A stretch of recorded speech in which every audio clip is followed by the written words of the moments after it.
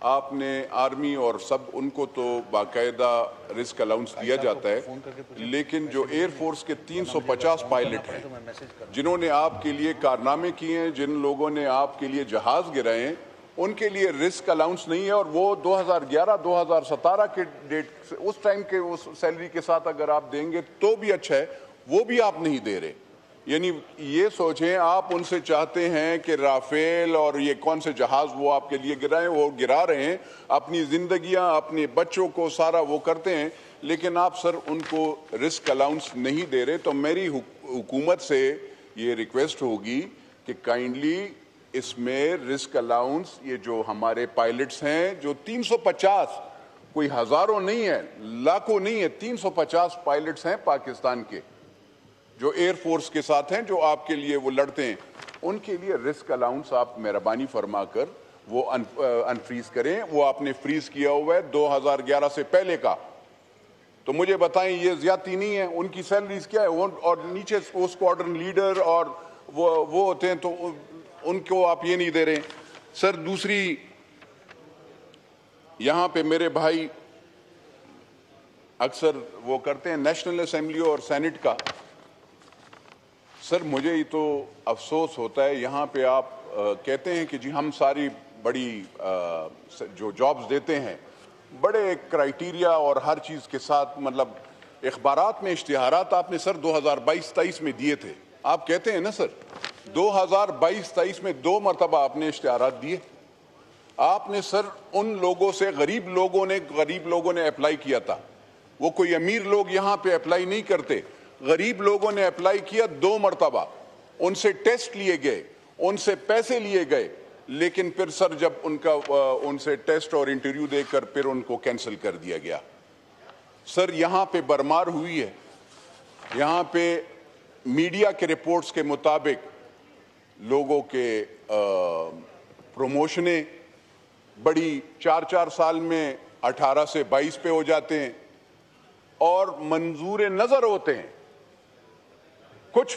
حیرانی کی بات ہے، ہم جو پاکستان کی عوام کے لیے ہم انصاف اور قانون بناتے ہیں، سب سے پہلے اسی آئین یعنی سینٹ سے اور نیشنل اسمبلی سے قانون توڑا جاتا ہے۔ تو مجھے بتائیں، جب نیشنل اسمبلی اور سینٹ سے آپ قانون توڑیں گے اور آپ اپنوں کی پروموشنز ایسے دھڑلے سے کریں گے تو ایسے تو نہیں ہوتا۔ تو یہ یہاں پہ میڈیا کے رپورٹس کے مطابق مجھے کچھ ایسے معلومات ہوئے کہ 4 سالوں میں 18 سے 22 گریڈ پہ لوگ گئے ہیں، 4 سالوں میں۔ اب مجھے سارے افسران کہتے ہیں جو وہاں پہ باہر ڈی ایم جی اور ہوئے ہیں، تاکہ ہمیں پاکستان کی عوام کو پتہ چلے کہ کتنے لوگ انہوں نے یہ فیملی ممبرز کو، ایم این ایز تو ویسے ہی بدنام ہیں، ایم این ایز کا تو ایک نہ بیٹا ہوتا ہے، نہ بھائی ہوتا ہے، نہ علاقے کا بندہ ہوتا ہے۔ جو لوگ چیف وپ صاحب، آنریبل اسپیکر صاحب، اگر یہ ہمارے بھائی چیف وپ صاحب، کیونکہ یہ نیشنل اسمبلی کے دیکھیں رولز ریگولیشنز کے مطابق ہم ان کے لیے 6 ارب روپے رکھ رہے ہیں، نیشنل اسمبلی کے لیے 6.5 ارب روپے۔ سر رولز ریگولیشنز فالو ہونے چاہیے۔ ہم سینٹ میں آپ نے برمار کر دی ہے سر،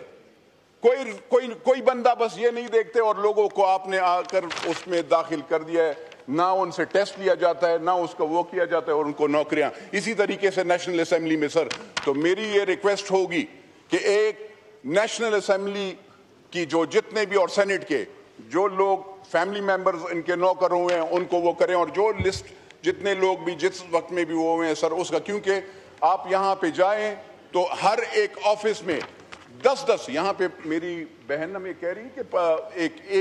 ایک اردلی اور وہ کرے،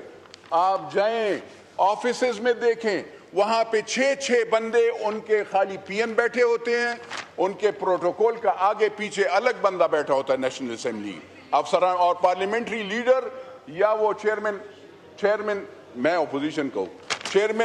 چیئرمین یہاں پہ چیئرمین پارٹی اور ان کے کوئی بندہ نہیں ہوگا۔ آپ آفس کے رہے ہیں، آپ جا کر دیکھیں یہاں پہ ہر ایک اس کے ساتھ اردلی اور وہ بیٹھے ہوئے ہیں۔ تو اسپیکر صاحب میری آنریبل میں بس وائنڈ اپ کرتا ہوں۔ اسپیکر صاحب میری ریکویسٹ یہ ہوگی